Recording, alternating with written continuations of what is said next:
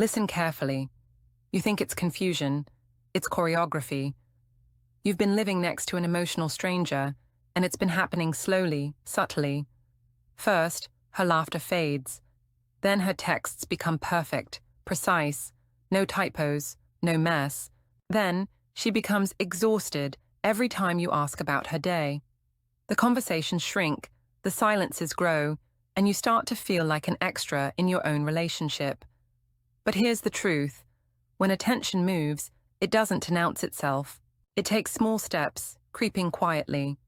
She won't make a grand exit. She'll just stop giving you the same energy. You'll think everything is fine until you look closer and realize her focus has gone elsewhere, and you've missed all the signs. I'm about to reveal the 5 hidden signs she's already checked out.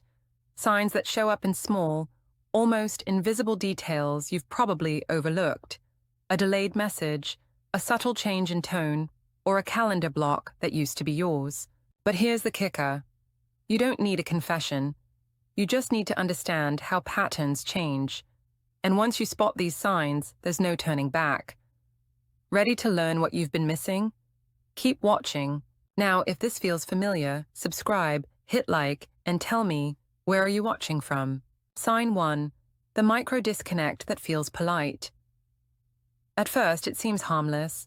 Those little phrases like, "I'm just exhausted, can we talk tomorrow?" Or, "Let's not make this a big thing." It sounds reasonable, doesn't it? She's tired, she's busy, or maybe just overwhelmed. You chalk it up to stress or life in general. But here's the uncomfortable truth. This isn't just exhaustion, it's reallocation of energy, and you're the one getting the short end of the stick. The first sign is the delayed replies. Remember when she would message you back almost instantly, sometimes even before you finish typing? Now your texts are met with silence. It starts with 10 minutes, then 20, then 30.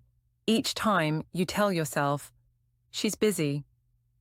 But the truth is, this isn't a momentary lapse. It's a subtle way of creating space without saying it outright. She's testing how much you'll tolerate before questioning it. Then comes the new tone in her messages. Where there used to be quick, informal replies, now everything is clipped, clean, and efficient. No more playful banter or spontaneous emojis. Everything is perfectly punctuated. It's almost as if she's writing for an audience that isn't you. This isn't a sign of maturity. It's a shield. A way to distance herself while keeping the conversation polite enough not to raise alarms. And the best, or worst part? The tired excuse. She's always exhausted when it's your turn to connect, but somehow she's never too tired for friends or other commitments. It's selective fatigue. Exhaustion shouldn't feel targeted, it should be more universal. These micro disconnects don't scream, "I'm leaving," but they whisper it loud enough to hear if you're paying attention. And if you don't, well, you'll keep accepting the distance until one day you'll realize she's already gone. Sign 2, the notification vanish. You've probably noticed it by now. Her phone is always face down when it's near you. It's subtle, but it's deliberate.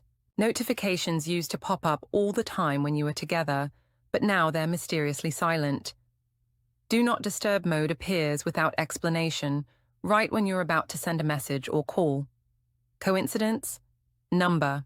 It's her way of controlling how and when she engages with you. Here's where it gets sneaky. Check her focus mode. Is it active during your usual hangout times? Does she suddenly seem unreachable between 8 p.m. and 10 p.m. when you'd usually talk? That's no accident.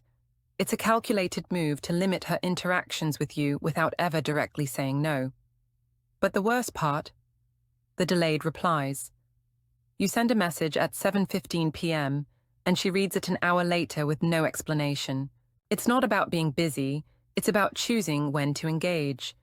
The reply is always just late enough to make you feel like you're asking for too much attention, but never too late to be clearly intentional. If her phone is constantly silent when you need her to be present, it's not a glitch. It's a sign. Watch closely. Sign 3. The alibi pair. There's something off about her friends lately. You know, the ones who always seem to be around when she's unavailable. Too available. Ever notice how Val, or whatever her friend's name is, has suddenly become her go-to alibi. Val's car broke down, so I had to stay a little longer, or I had to go help Sarah with something at the last minute. You've heard these excuses before, but they've started sounding more like patterns than isolated events. Pay attention to the details, rideshare receipts. You start seeing Uber trips at odd times, or the location doesn't match the story. She says she's at one spot, but the app tells you she's been dropped off somewhere else entirely. Those little shifts in her schedule, that's her creating a cover with friends, using them to keep the story consistent while she makes sure her time is spoken for elsewhere. And then there's the "I'm out with friends" excuse. Suddenly, you're never her first priority, always an afterthought to last-minute girl time. You never get to meet these friends anymore, do you? They remain shadows, just names in the story, and yet they always seem to have an alibi for her when things go quiet between the two of you. Watch closely.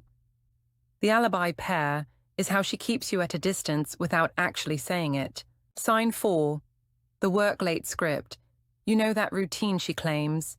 "I'm working late," or "I got caught up in a meeting." It used to happen occasionally, but now it's become predictable. Every Thursday, she's stuck at work. Every Friday, there's a last-minute birthday drinks she needs to attend. But here's the catch. There's never a follow-up.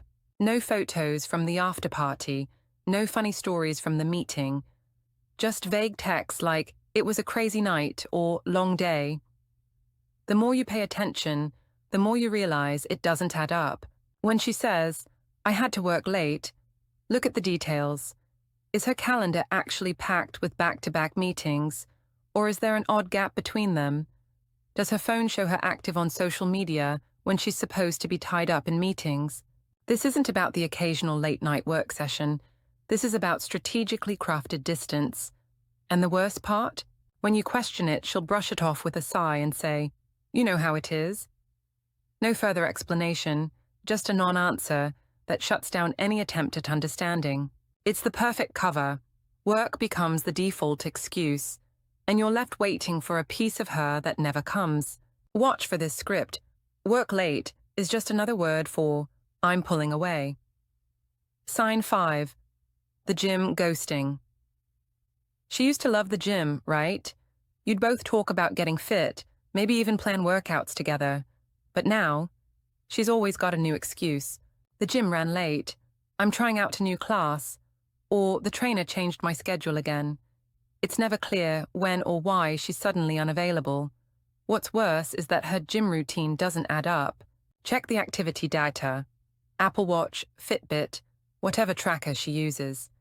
Is her workout time really matching up? You'll notice that she's still at the gym, but the calories burned are barely enough to count as a real workout. Why is she spending an hour there, but only burning 50 calories? Then there's the timing. She's always at the gym during times that seem oddly convenient, like when you've just planned a call, or when it's been quiet between the two of you. And when you ask her about it, it's always a rushed, vague answer. "I didn't get to finish my set," or "I just didn't have time to text." It's almost as if she's using the gym as an escape, a way to put some space between you without saying anything outright. Pay attention. The gym ghosting is her way of disconnecting, without ever having to explain why. I'll see you in the next video.